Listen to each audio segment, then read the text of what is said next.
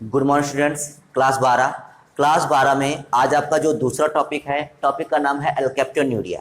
ठीक, ये जो आपने पहला टॉपिक पढ़ा था रंजकहीनता, एल्बिनिज्म जो पढ़ा था वो पहला टॉपिक था। ये दूसरा टॉपिक है और ये टॉपिक किसके अंतर्गत चल रहे हैं? ये जो मानव में कुछ आनुवंशिक व्यतिक्रम होते हैं उनसे रिलेटेड जो है ये टॉपिक चल रहे हैं। तो पहला टॉपिक था रंजकहीनता और उसके बाद जो दूसरा टॉपिक है ये टॉपिक है एल्केप्टोन्यूरिया। ठीक, तो आज हम जानेंगे कि एल्केप्टोन्यूरिया क्या होता है। तो वीडियो शुरू करने से पहले अगर आप हमारे चैनल पर नए हैं तो चैनल को सब्सक्राइब कर लें, बेल आइकन को दबाएं ताकि आपको वीडियो की नोटिफिकेशन मिल सके। चलिए शुरू करते हैं एल्केप्टोन्यूरिया। देखिए, एल्केप्टोन्यूरिया से बताने से पहले आपको बता दें कि जो मानव में जो जितनी भी क्रियाएं चलती हैं, जैसे श्वसन, पाचन, जनन, उत्सर्जन, जितनी भी सारी क्रियाएं चलती हैं, इनको सम्मिलित रूप से जो कहा जाता है वो कहा जाता है उपापचय। ठीक, मेटाबॉलिज्म। तो उपापचय के अंतर्गत दो प्रकार की क्रियाएं आती हैं, एक आता है उपचय और दूसरा आता है अपचय। ठीक, तो ये दो प्रकार की क्रिया आती हैं। तो ये जो एल्केप्टोन्यूरिया है ये उपापचय से रिलेटेड एक रोग है। ठीक, उपापचय से रिलेटेड एक प्रकार का आनुवंशिक रोग है। तो चलिए शुरू करते हैं, आइए जानते हैं एल्केप्टोन्यूरिया के विषय में। देखिए, एंजाइम की कमी से मनुष्य में अनेक जन्मजात उपापचयी वंशागत रोग होते हैं। मतलब कि जो हम लोग जानते हैं कि जो जितने भी हमारे शरीर में क्रियाएं होती हैं, जितने भी मेटाबॉलिज्म क्रियाएं होती हैं, उपापचयी क्रियाएं होती हैं, उनमें कई प्रकार के एंजाइम भाग लेते हैं। क्या भाग लेते हैं? एंजाइम। तो वही लिखा हुआ है कि एंजाइम की कमी से, मतलब जो हमारे अंदर एंजाइम की कमी हो जाएगी, तो एंजाइम की कमी से मनुष्य में अनेक जन्मजात, जन्मजात मतलब एक पीढ़ी से दूसरी पीढ़ी में जाने वाले जन्मजात उपापचयी मतलब मेटाबॉलिक उपापचयी वंशागत रोग होते हैं। मतलब अगर हमारे शरीर में एंजाइम की कमी होती रहेगी तो जब ये एंजाइम हमारे शरीर में बनना बंद हो जाएंगे तो ये प्रभाव होगा किसी न किसी जीन की वजह से। ठीक, तो ये जो जीन होगा तो ये हमारे अगली पीढ़ी में भी नहीं जाएगा, जिस कारण से अगली पीढ़ी भी जो है रोगग्रस्त हो जाएगी और इस प्रकार से ये रोग कैसा हो जाएगा? आनुवंशिक हो जाएगा। तो वही लिखा हुआ है कि एंजाइम की कमी से मनुष्य में अनेक जन्मजात उपापचयी वंशागत रोग होते हैं, जिनमें से एक एल्केप्टोन्यूरिया रोग है।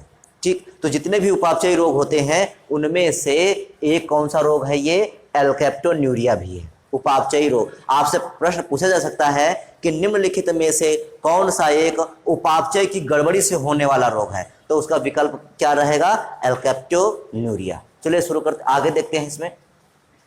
इसमें शरीर कोशिकाओं में फिनाइल एलैनिन एवं टायरोसिन नामक अमीनो अम्लों के उपयोग से ठीक संबंधित उपापचय के चरण में होमोजेंटिक एसिड बनता है। देखिए, हमारे शरीर में जो कोशिकाएं हैं, ठीक, क्या हुआ इस रोग में? क्या है कि हमारे शरीर में जो कोशिकाएं होती हैं उन कोशिकाओं में फिनाइल एलैनिन, कौन सा चीज? फिनाइल एलैनिन और टायरोसिन नामक अमीनो अम्ल बनते हैं। क्या बनते हैं? अमीनो अम्ल बनते हैं। क्या बनते हैं? फिनाइल एलैनिन और टायरोसिन नामक अमीनो अम्ल बनते हैं। कहाँ बनते हैं? शरीर की कोशिकाओं में। ठीक, फिर क्या है? जो अमीनो अम्ल बने उन अमीनो अम्लों का उपयोग हो जाता है, मतलब उनका विखंडन हो जाता है, उनको तोड़ जाता है। तो उपयोग से संबंधित उपापचय, मतलब जब इनका उपापचय होता है तो उपापचय के एक चरण में क्या बनता है? मोस्ट इंपॉर्टेंट क्या बनता है? होमोजेंटिक एसिड बनता है। मतलब हमारे शरीर के कोशिकाओं में दो अमीनो अम्ल बने, कौन कौन से? फिनाइल एलैनिन और टायरोसिन अमीनो अम्ल बने।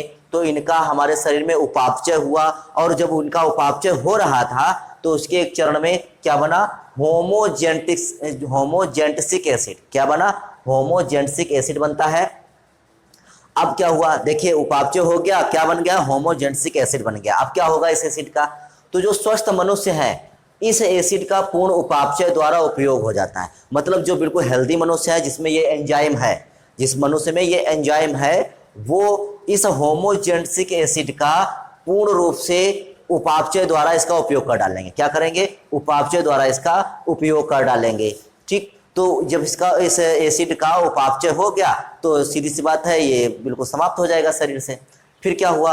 एल्केप्टोन्यूरिया के रोगी इस एसिड का आगे विखंडन नहीं कर पाते हैं। मतलब जो जिसमें एल्केप्टोन्यूरिया का रोग होगा, जिसमें एल्केप्टोन्यूरिया का रोग होगा, वो होमोजेनेसिक एसिड का विखंडन नहीं कर पाएंगे। सीधा सीधा कहें, जिसमें एंजाइम है वो होमोजेनेसिक एसिड का विखंडन कर डालेंगे, अर्थात वो स्वस्थ होंगे, और जिसमें एंजाइम नहीं वो होमोजेनेसिक एसिड का विखंडन नहीं कर पाएंगे। तो जिस कारण से क्या होगा, विखंडन नहीं कर पाते। अतः रुधिर में इसकी मात्रा देखिए, जो होमोजेनेसिक एसिड है तो जब इसका विखंडन नहीं हो पाएगा तो इसकी मात्रा कहाँ बढ़ जाएगी, तो इसकी मात्रा रुधिर में बढ़ जाती है। कहाँ बढ़ जाती है, रुधिर में मात्रा इसकी बढ़ जाती है। फिर क्या होगा, जोड़ों में इसके जमाव से, जो हमारे ज्वाइंट्स होते हैं जैसे हाथ की उंगलियां हैं, ये कोहनी है, और पैर के जो ये नी है मतलब घुटना है, इसमें जो जोड़ होंगे उस जोड़ में क्या हो जाएगा, इस जोड़ में इसका जमाव हो जाएगा। किसका जमा हो जाएगा, होमोजेनेसिक एसिड का जमा हो जाएगा। और जब इसका जमा हो जाएगा तो क्या हो जाएगा, गठिया रोग, आर्थराइटिस हो जाएगा। क्या हो जाएगा, गठिया रोग, आर्थराइटिस हो जाएगा। ठीक, तो ये आर्थराइटिस रोग हो जाता है किसके जमाव से, होमोजेनेसिक एसिड के जमाव से हो जाता है। फिर क्या हो जाता है, फिर मूत्र में इस एसिड का उत्सर्जन होने लगता है। मतलब जो इस एसिड का हमारे जोड़ों में जमा हो जाता है और फिर इस एसिड का हमारे मूत्र में भी उत्सर्जन होने लगता है। तो ऐसा मूत्र हवा लगते ही काला पड़ जाता है।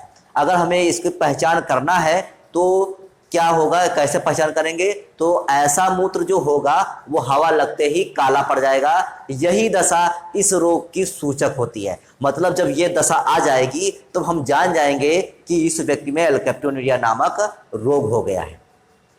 अब क्या है, जो होमोजेनेसिक एसिड है, देखिए अब जो एंजाइम है, एंजाइम क्या कर रहा है, होमोजेनेसिक एसिड मतलब होमोजेनेसिक एसिड का विखंडन कर रहा है। लेकिन ये एंजाइम बनेगा कैसे, ठीक, ये एंजाइम बनता कैसे, आगे देख लेते हैं। होमोजेनेसिक एसिड के विखंडन के लिए आवश्यक एंजाइम का निर्माण, मतलब जो हमको एंजाइम चाहिए उस एंजाइम का निर्माण किसके द्वारा होगा, तो उस एंजाइम का निर्माण प्रबल जीन के द्वारा होता है। किसके निर्माण के द्वारा होता है, प्रबल जीन के द्वारा, प्रबल जीन के नियंत्रण में होता है। अगर किसी व्यक्ति में दोनों अप्रबल जीन हैं, ध्यान रखिए, दोनों अप्रबल जीन है तो वो व्यक्ति क्या हो जाएगा, एल्केप्टोन्यूरिया का रोगी हो जाएगा।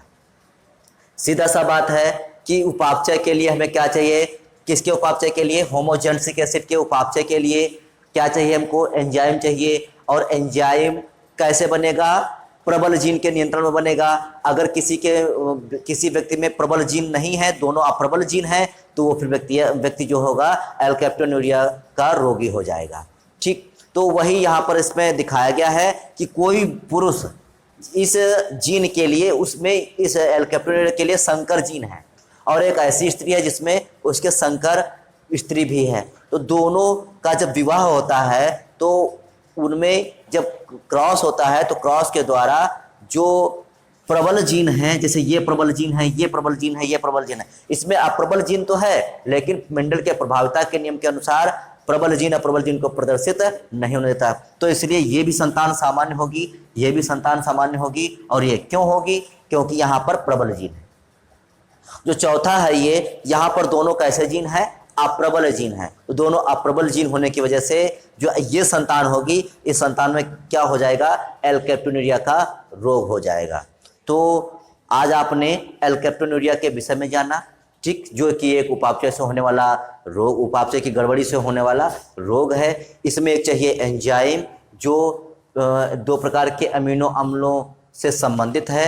जो उन अमीनो अम्लों का विखंडन होता है तो होमोजेनेसिक एसिड बनता है। मतलब जो दोनों अमीनो अम्ल हैं ये तो विखंडन सभी में होता है और सभी में होमोजेनेसिक एसिड बनता है। लेकिन स्वस्थ व्यक्ति इनका पूर्ण पाचन कर लेता है, और जो अस्वस्थ व्यक्ति है, मतलब जिसमें एल्केप्टोन्यूरिया का अप्रबल जीन है, तो वो इसका पाचन नहीं कर पाता है। क्यों नहीं कर पाता है, क्योंकि उसमें एंजाइम नहीं बन पाता है। तो उम्मीद है कि आपको एल्केप्टोन्यूरिया नामक जो ये आनुवंशिक रोग है उपापचय से संबंधित, तो ये आपको समझ में आया होगा। अगर फिर भी आपको लगता है कि कोई प्रॉब्लम आ रही है तो आप कमेंट करिए, हम आपको बताएंगे।